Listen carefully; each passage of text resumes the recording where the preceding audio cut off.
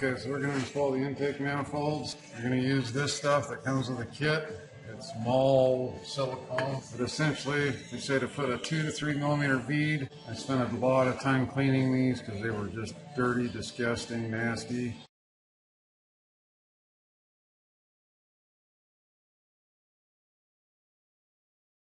So it's 2 millimeters wide by ½ millimeter deep.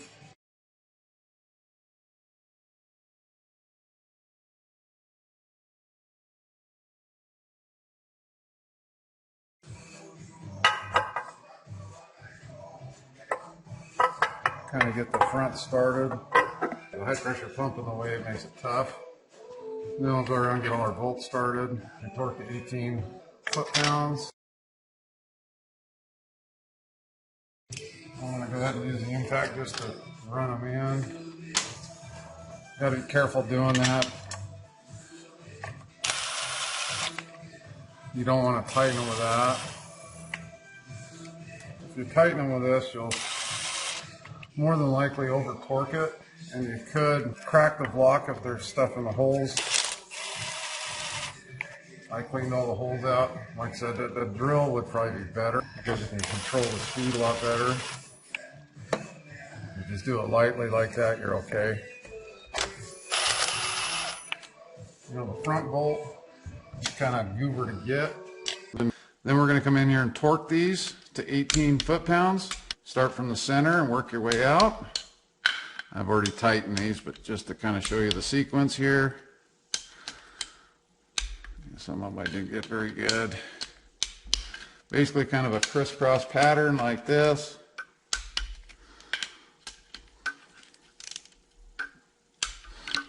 Or in other words, start from the center and work your way out. Like that one. Here, here. Obviously this one's filthy dirty. This is not one we'd want to be actually putting together and running. Go the other side. We'll start there, there, there. You say center out is what you want to do. Over here.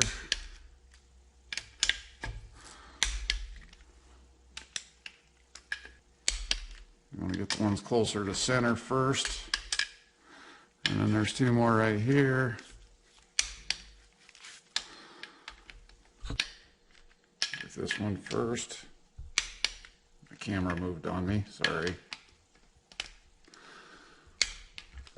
If you're doing this with the high pressure pump installed, you may have to get a crow's foot adapter like this or a torque adapter. This is the wrong size, but they have torque adapters that would get it out here where you could actually get in there with that pressure, the high pressure pump in the way, and the same on this side. Usually what I do is just put some Vaseline or Siliglide, same thing, on it. But what I did is I put a bead of silicone around both of these. This is an area that they're prone to leak, all the forums I looked at. And it's kind of, what you want to do is you want to start this bolt and this bolt, not this side. You're going to need some weird wobbles and stuff like that to get this thing in there and tightened down. Go ahead and get it sucked in there.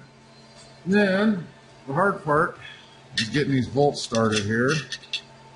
Oops, I left a nut on that side. Some of the forums I read said that you tighten the bottom ones down and that'll allow you to start the top ones. We're going to find out here. Some sort of flexible device is going to help you a lot trying to get these torqued down. You could get to these with a wrench if you absolutely had to. It'd feel a lot better if I could actually torque the things.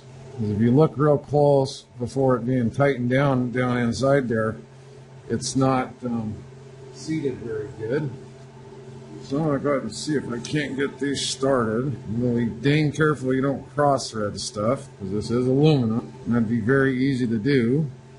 That one started. And some sort of flexible deal like this works really good for getting stuff in and tightened down. Just going to run it in a little ways, and then I'll see if I can get the rest of them started before I go to tightening stuff.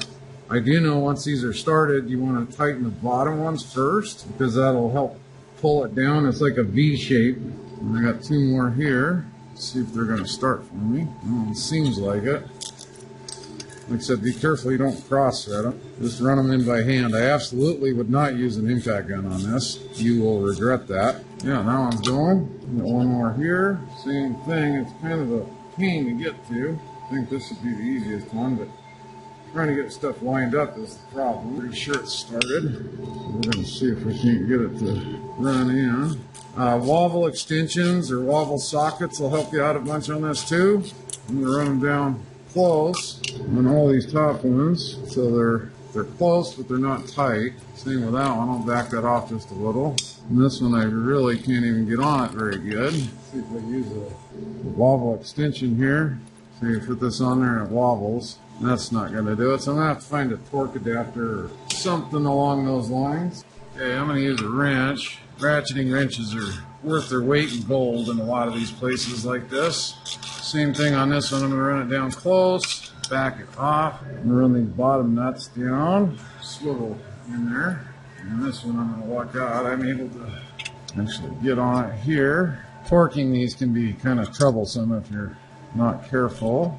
Okay, I got that one to snug up. Same with the other side. Hopefully you can see what I'm doing here. Trying to get this bottom one tightened up. You get silicone all over yourself because that's just how silicone is. If I get it close, I'll figure out how I'm going to torque them. Okay, that one's snug. Okay, I'm going to do the same with this one. Snug it up. Over here, snug this one up. Okay, I've got a wobble set up here. I'm on this lower one here, so I'm going to go ahead and do it first if I can get to it. I've already got the socket on it. So these torque to 89 inch-pounds. And they're kind of a goober to get at. You definitely don't want any leaks here. Other thing you got to be kind of careful of, you get at angles of some sort, especially with an angle socket like this. What I'm going to do is I'm going to tighten both sides on the passenger side first on the lower, then I'll go to the driver's side lower. 89 inch-pounds is not very much. I'll go around and check everything when we're done as well. This is one of those spots I wish I had a ratchet and torque wrench, but I don't. It's small. Okay, I got on this one. I've got a combination of stuff trying to get into it. I don't really want to use my flexible tool to do this if I can help it.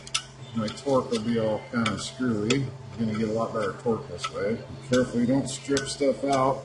This would be a lot easier actually if this had Allen bolts in it or something along those lines. Once you get it in there, it's kind of a goober to get out. Make sure you keep the old handy dandy magnet up. There we go. Go ahead and get this one over here.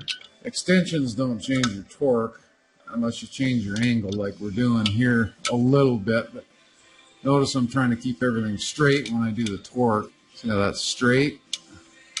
Okay, those are torqued. Now since I did that side, I'm going to come up here next. This back one, I think I'm going to have to get a crow's foot on to torque it. So go ahead and do this one first. Okay, what I'm going to do with this one is I'm going to run it down with a wrench as far as I can. And then I'm almost going to have to feel torque this. I don't have a torque adapter here, which would make this nice. When you use a crow's foot like this on a torque wrench, you want it at 90 degrees from the wrench. So if you put it out here, you're going to over torque it. If you put the opening back here, it's going to under torque it. Yeah, I turned this a little bit so I didn't over tighten it. Just to be safe, back it off once. And then we'll go ahead and run this. If I did over torque it, it wasn't by a whole lot.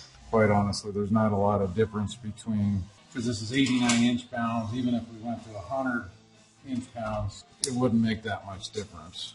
So this one, I'm going to have to get a different socket. I'll go ahead and do this one while I'm set up. There, it clicked. I'm going to double check that.